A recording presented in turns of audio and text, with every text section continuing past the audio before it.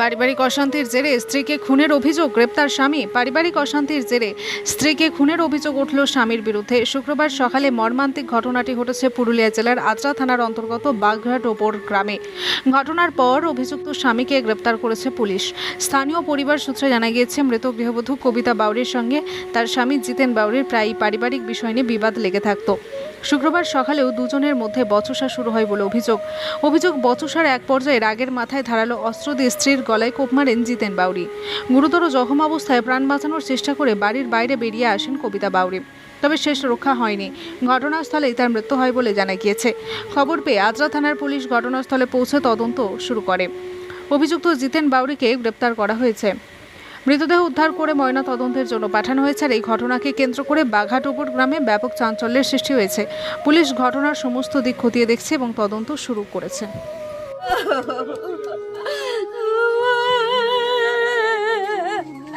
নাই, ওকে যা পারো তাই কষ্ট দাও, শাস্তি দাও বাস। কেন এই যে বউটিকে এমনি করে দিল, একটা হাত ভেঙে দিত, একটা পা ভেঙে দিত নাকি বলো, তাহলে তো ছেলেদের মুখতলটাই রইতো, কিন্তু মেরে দিল নাকি? তাহলে মারে দিল, তাহলে এমনি টুকু টাকু দুজনেই চলতোই। হ্যাঁ, ঝামেলা চলতোই। তো আজকে চেঁচা মেচা কিছু হয় নাই, দুজনে মুখ হাত ধুয়ে গেছে, চা করেছে, চা খাইয়েছে, তারপরে আমরা কোনোই জানতে পারি। আমি তো এই ঘরটাই আছি, রাঁধছি। ওর বিটিকে বললো কি যা ফোন দেখ যাই ঠাকুমায়ের কাছে বসে, আর ওর বেটাকে পাঠাইছে খিচুড়ি স্কুল, খিচুড়ি আনতে বাস। আর তারপরে এই ঘটনা যখন আমার ছেলেটা এই ধারে দৌড়ে যায় জিতেন, তখন আমি বলি কি হলো যে এত দৌড়ে ও বের হলো কেন? তখন আমি যাই নিয়ে দেখছি যে ও গলায় এমনি চাপা নিয়ে কবিতা দুয়ারটে ঘুরে বলছে। তখন আমি ওকে জোর করে এমনি আঁকুড়ে ধরে চিৎকার করেছি, তখন সবাই বের হলো। হ্যাঁ, ও স্বামী জিতেন, ছোট ছেলে। হ্যাঁ, এমনি কাজ করে, এমনি যা পাই ও আদ্রা দিকেই তো বেশি থাকে।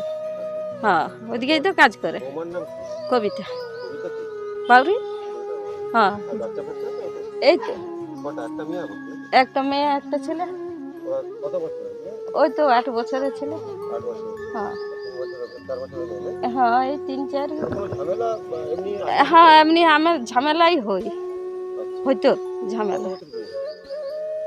ধরো ওর যদি 8 বছর হইলে, তাহলে হ্যাঁ 9 বছর। হ্যাঁ, এই মহতর দি। হ্যাঁ দি। হ্যাঁ, খবর আমার কাছে তো ওদের নম্বর নাই। এই গলাতে। হ্যাঁ, সেটা আমরা জানি না। হ্যাঁ, আমি জানি না। ছেলে তো পালিয়েই গেছে, কই আছে? তো বলছে ধরিয়েছে বলছে। আমার নাম সবুরা বাউরি। হ্যাঁ, আমার ছোট ছেলেটাই, ছোট ছেলে অভাব নেই, তাহলে ঝামেলা কেন? কোনো চিঠি ফিটি মোবাইল ফোবাইল এরকম কিছু? ওইগুলাই বলতো মোবাইল। কি বলতো? হ্যাঁ, কি বলতো? লোকটা আমার বউ লোককে ফোন করে। আচ্ছা, ওই সন্দেহ ছিল না? ওই সন্দেহ ছিল। আপনাদের কি মনে হতো কি সবসময় কাউকে ফোন করছে বৌমা? না, হ্যাঁ, আমরা জানি না। তোমরা জানো?